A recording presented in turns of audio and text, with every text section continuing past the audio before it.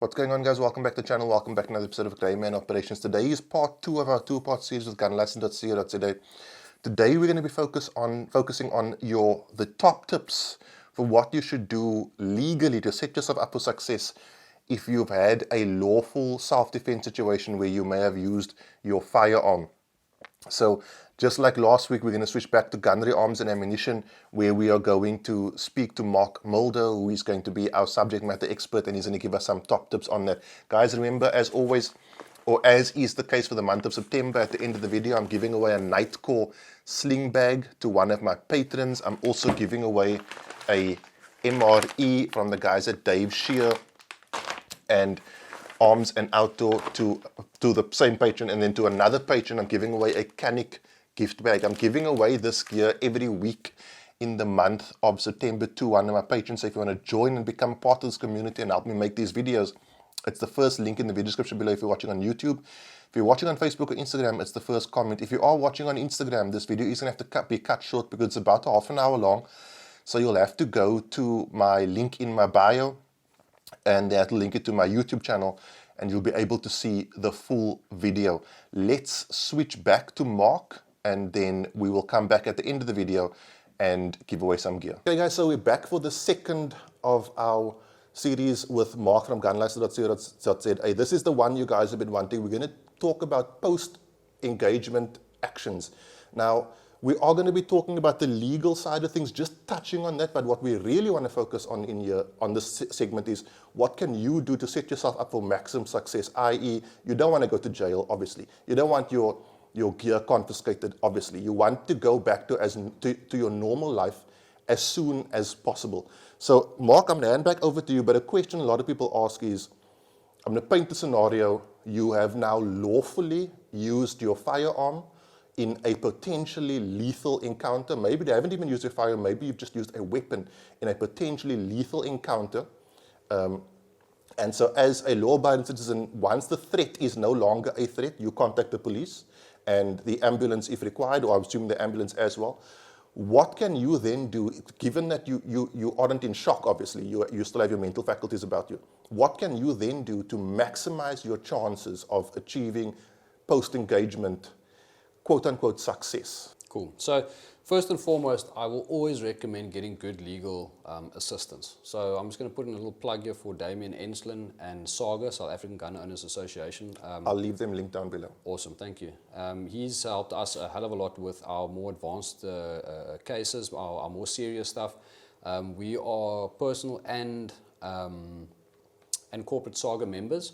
And yeah, it's a massive help to actually have that backing should you have to defend yourself with a lethal force. Another thing that I'd recommend looking at is a product called Firearms Guardian. That's a hell of a nice one. They will cover you, I think, up to 300,000 Rand. They are upping their policies as they go, but you basically got 300,000 Rand legal cover.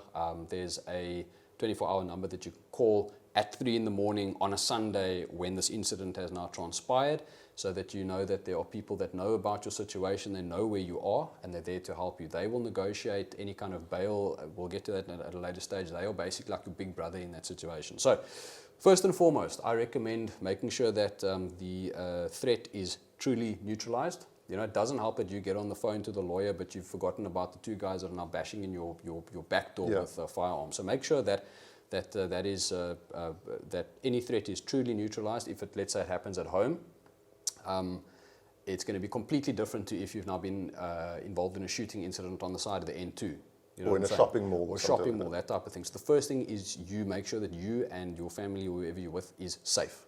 If that means leaving the scene of a shooting, that's what you do. Get in touch with your legal counsel.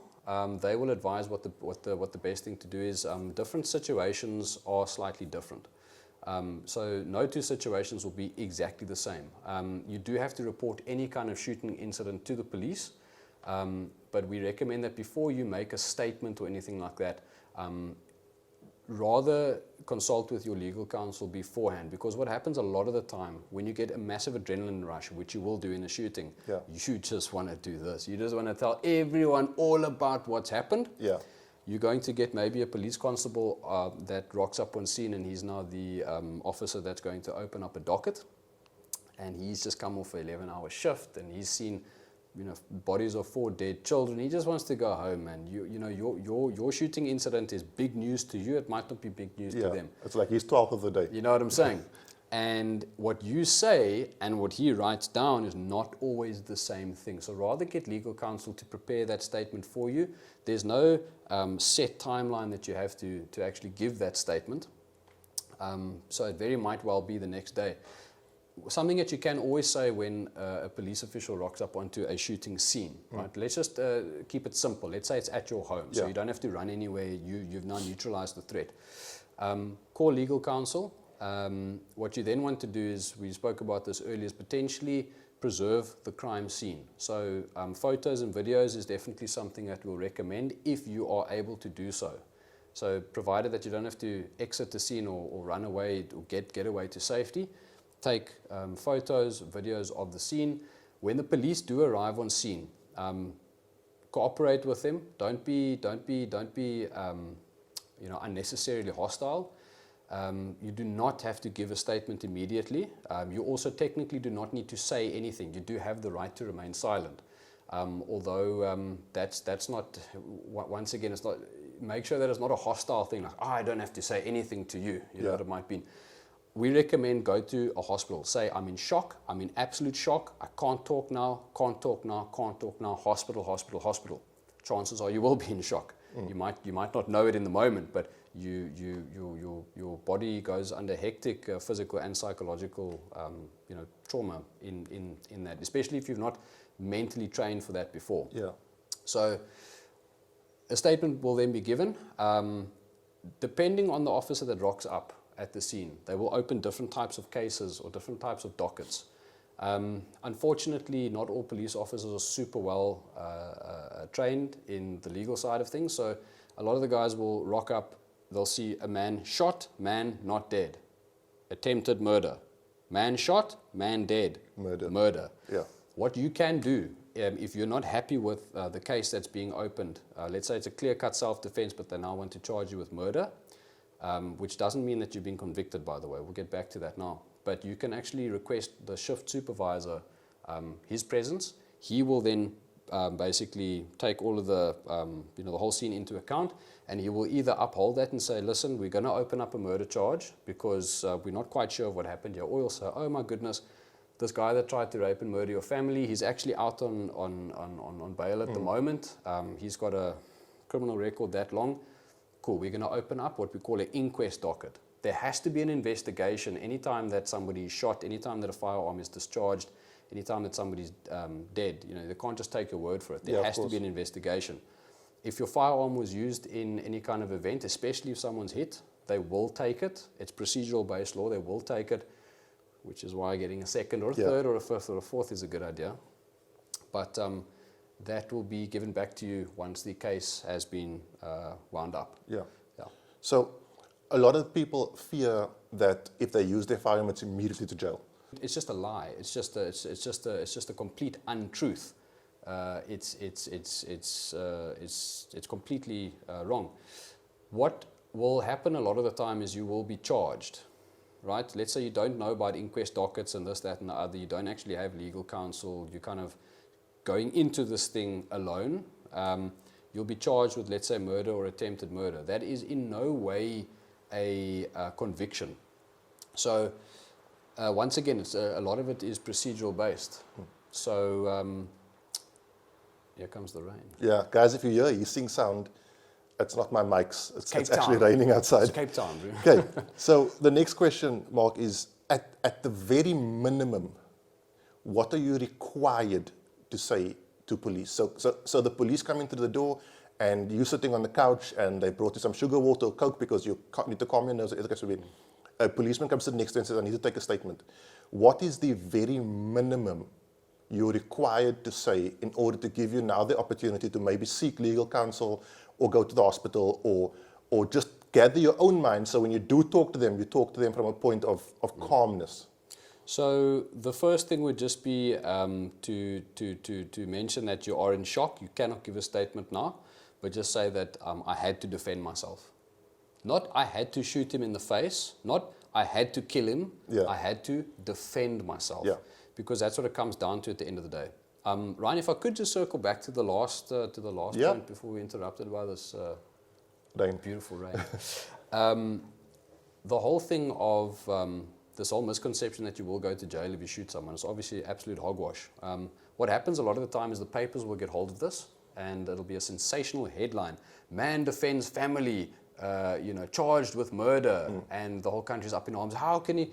Do I agree that he's charged with murder? No, I think it can be done differently. But the point is, this is now the headlines that you see.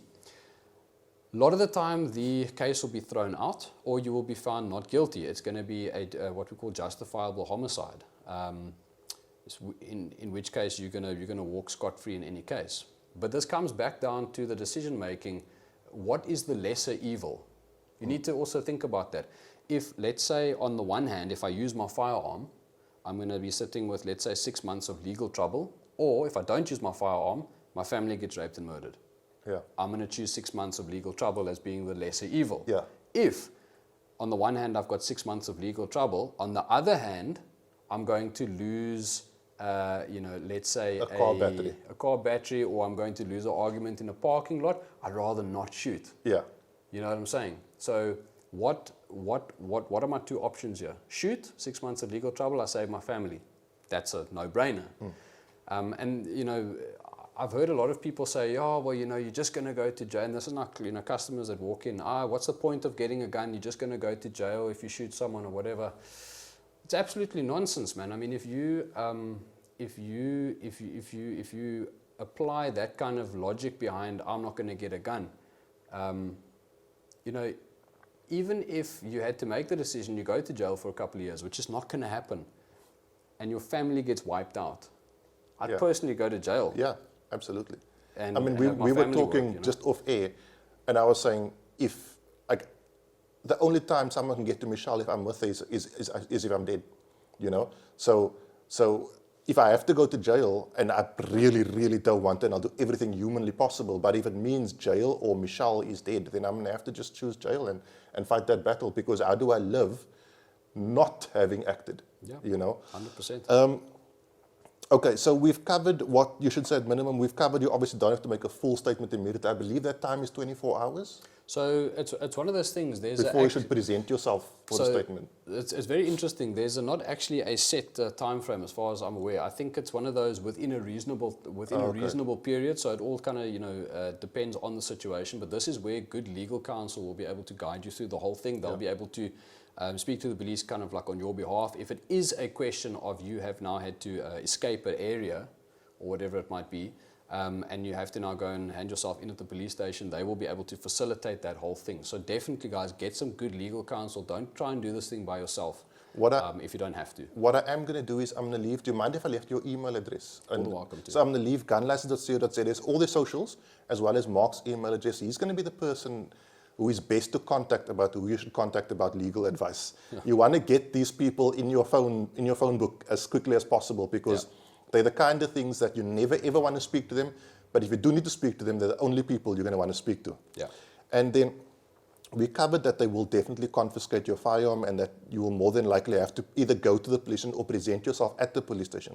Now, something that I even want to know from your, shall I say, expert opinion is scenarios for use of deadly force. So I'm going to paint a few scenarios, and you can elaborate if you want, or you can just say yes or no. Michelle and I are in a hijacking. I am taken out of the car. Michelle is still in the car, and the assailant is now getting into the driver's seat. So in my mind, this person is not hijacking me anymore. They are now kidnapping Michelle. Do I have legal right to use my firearm?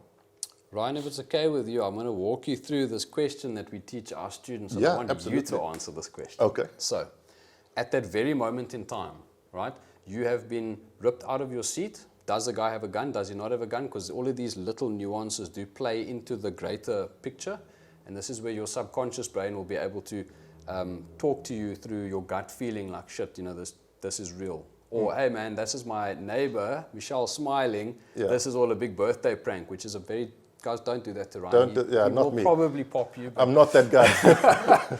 But you know, you will know in that situation. Yeah. So you've been pulled out of the car. Let's say the guy does have a weapon. He's now getting into the car. He's left you alone.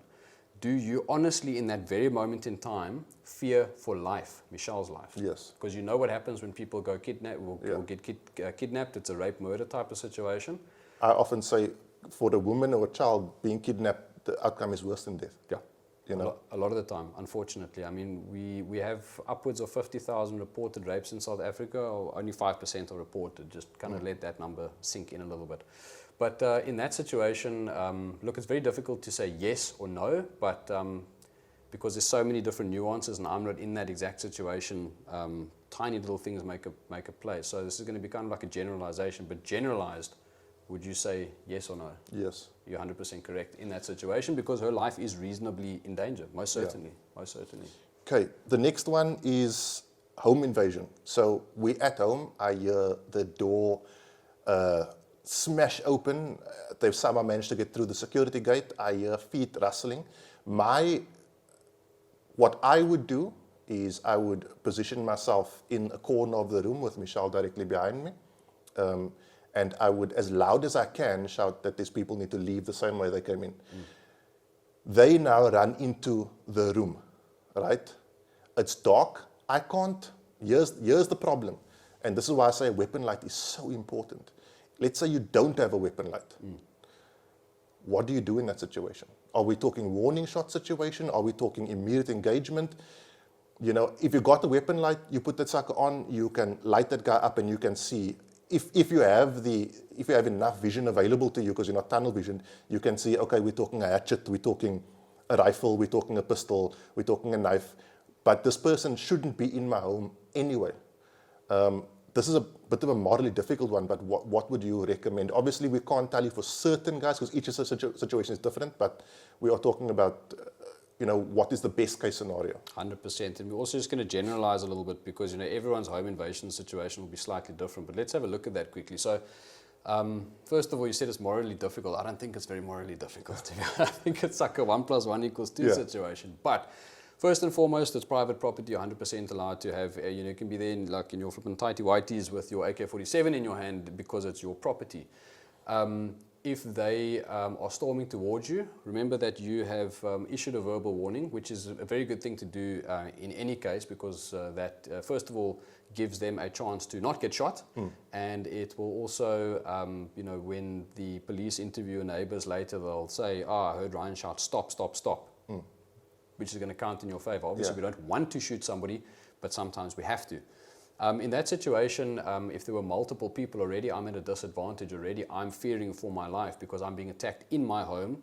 There's multiple people, and I don't know what they have. The onus is not on me to try and ascertain, what does this guy have in his hand, what does he not? Yeah. The law is very clear on... He's not breaking into your house to make a cup of coffee. Exactly. But, if I had to get into a fist fight with Bruce Lee, could he kill me? Yeah. Most certainly. Can 4 guys kill me? Let's say they don't even have weapons. Let's take the whole weapon thing away from it. Can they kill me? Yeah. Is my life in danger? Absolutely. Most certainly. And this is something, sorry Mark, it's something I just want to add on to. Because there is a big fear, and early on in my firearm carrying career, I also feared this, until someone explained to me like this, that there has to be a weapon involved. And I've always said, if I'm fighting someone my height, or whatever the case may be, my height, my size, right, and we're fist fighting, then it might not be a good idea to get my weapon involved. But if you take a 45-kilogram lady and you take a 140-kilogram rugby player, that man could kill that lady with his bare hands. Most certainly. So and it's reasonable to assume that. Yeah. So it's not always weapon-based. It is, do I legitimately fear that I'm about to die? 100%. And that decision-making process that we walk through really... shines in situations like this. So at that very moment in time, you haven't heard people knocking on your door. It's been kicked off its hinges. Yeah. So a moment before, maybe I wouldn't be fearing for my life. But the fact that they've now come through that barrier, there's multiple assailants. At that very moment in time, my gut feeling is most certainly going to tell me that, yes, my life is in danger. Yeah. If they come around the corner and... you mentioned that there's a possibility of a warning shot. Let's just have a look at that warning shot quickly, because I think it's a very important one to unpack. Legally speaking, there is no such thing as a warning shot. It is purely just seen as discharge of a firearm, which you are most certainly allowed to do. You're not required to give a warning shot by law, but just realize that if you do give a warning shot, it has to be into a safe direction, because you're still liable for that shot, and your life has to be in danger for you to fire the warning shot. So let's say that there is time and space to fire a warning shot into a couch or whatever it might be. By all means, that'll certainly count in your favor. A warning shot is basically you're extending a massive courtesy to your attacker. Giving them the opportunity. You're giving them that one last chance. Listen, bro, don't fuck with me. Yeah. But it's again, it's something that there goes the F word I said I wasn't going to say. It's something that you can only do if time and convenience allows. Don't live your life based on I must first fire a warning shot. Absolutely not. It's very effective. It can be very effective, but it's not required by law. If after that they still proceed towards you, then you do what you need to do. Then you need to do anything in your power to stop that threat. If that means you shoot your warning shot and they turn and run away, groovy. If that means that you have to shoot each one of them 10 times in the chest, that's what you do. But like Ryan said earlier, the second that they stop attacking you, you stop your defense. But it all boils down to that. In that very moment in time, if you're true to yourself, do you honestly fear for life? If the answer is yes. So Mark, I'm going to paint two difficult scenarios for you here. Assault GBH with intent to cause grievous bodily harm, right? My question is, what if it's not on yourself?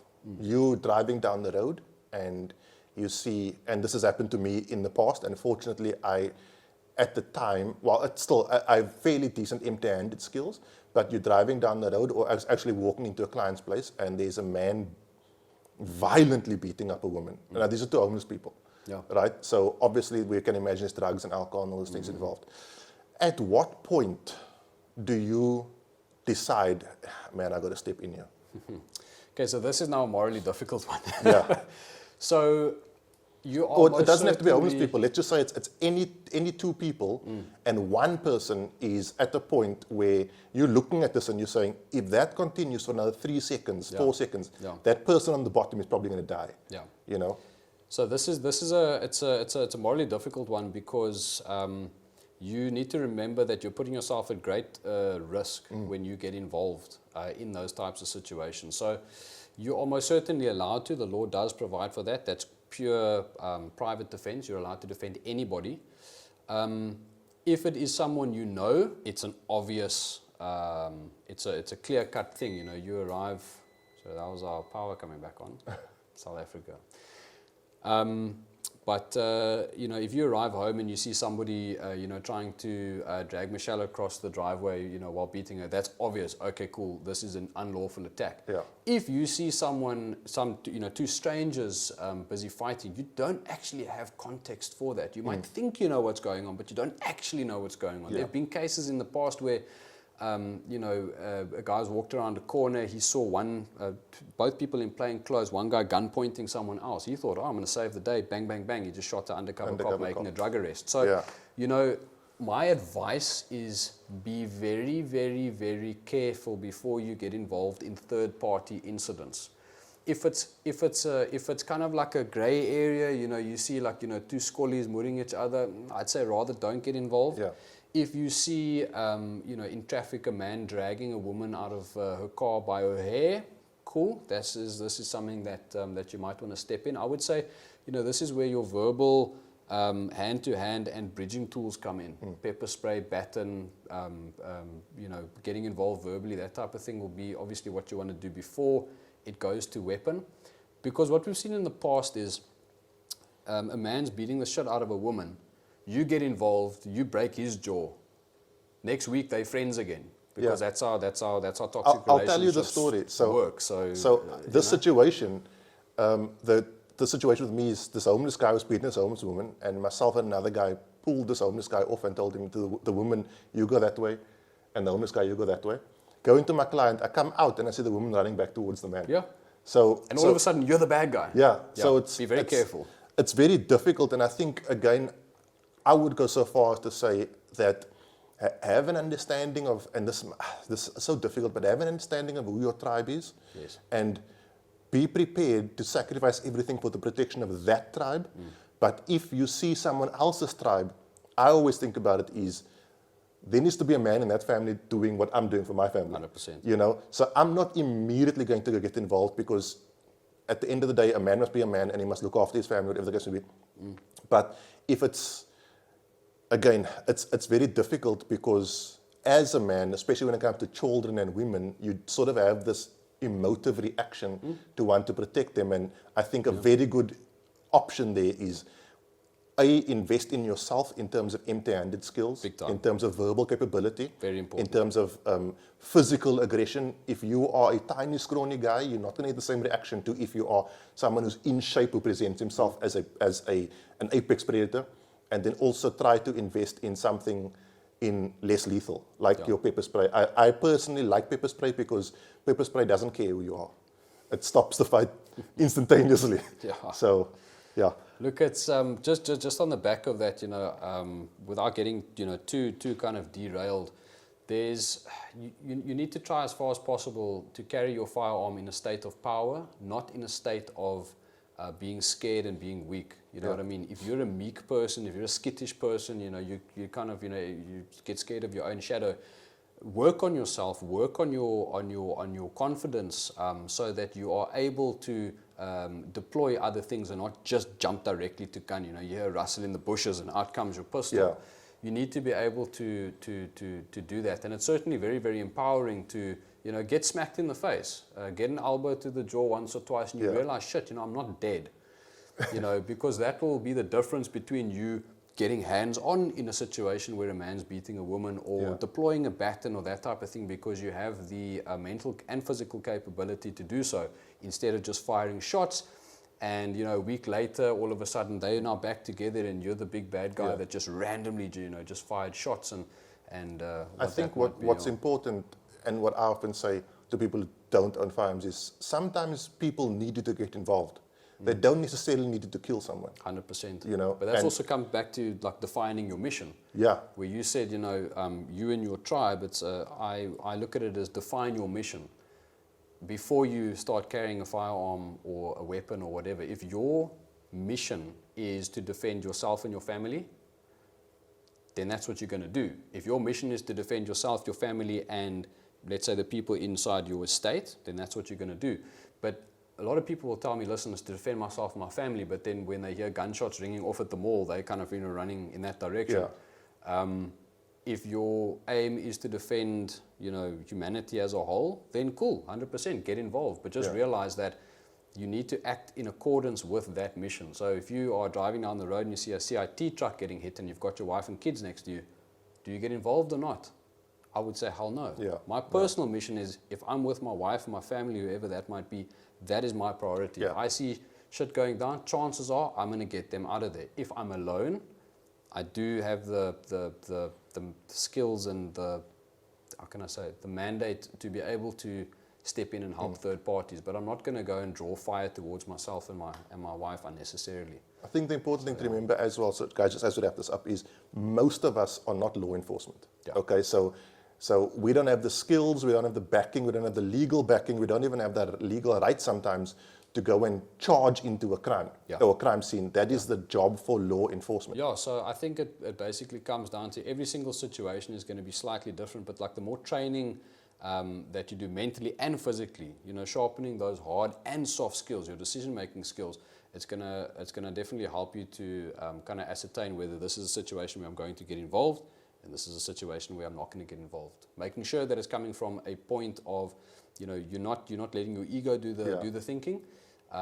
Sometimes you need to do violence on other people's parts. That mother with the 2 kids in her car that's getting hijacked there. If I don't have my wife with me, I'm definitely going to get involved. But I'm not saying that it's something that you have to do. Cool.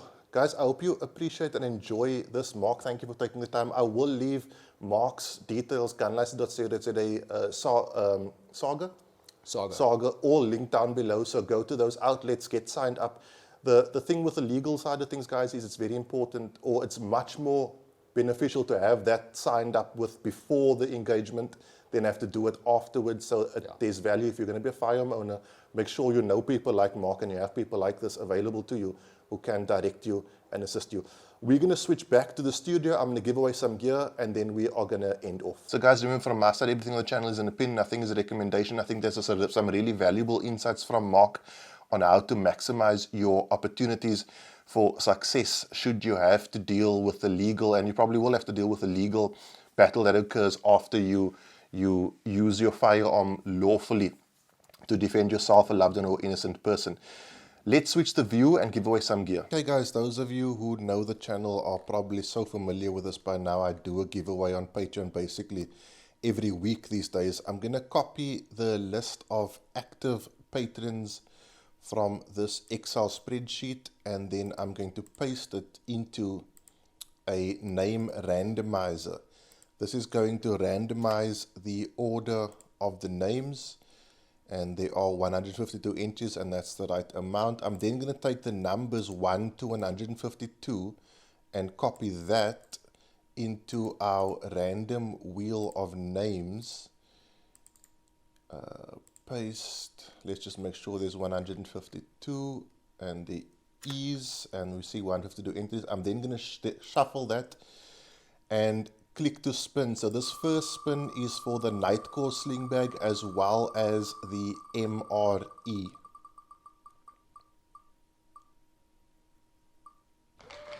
And the winner is number 35, so let's remove number 35. Number 35 is going to be someone called Pregan. So Pregan, I will reach out to you on Patreon and get your details and have that gift shipped off to you. The next draw is going to be for the Canik gift bag.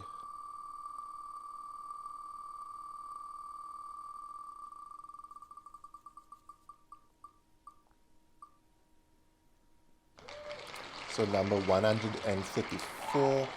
Let's see who 134 is. 134 is going to be Liam Finn. So well done to you, Pregan and Liam. You guys have won the Nightcore sling bag as well as MRE and Canik gift bag. I will make contact with you guys and get you those gifts. So well done to those Patreon winners. I will reach out to you on Patreon, get your details, and we will hook you up with those prizes. I'm giving away another set of this again next week, so join on Patreon if you want to get in on the action. That is it, guys. A massive thank you to the guys at gunlicense.co.za for making the time. A huge thank you to Mark Mulder for taking the time on a Sunday to meet up with me and have this conversation so I can provide this information to you. Next week, it's back to gear reviews. Those of you who've been following me will know I got my Glock back from SA Laser Engraving. This thing looks absolutely spectacular. I'm also going to be talking about that battle belt. I'm also going to be talking about that plate carrier. So we've got some really cool things. I'm going to be doing holster reviews, Canik holster reviews. So things are looking really cool for the channel. That is it, guys. I will see you next week for a review. Have a good week. Be safe, train hard. Cheers. God bless.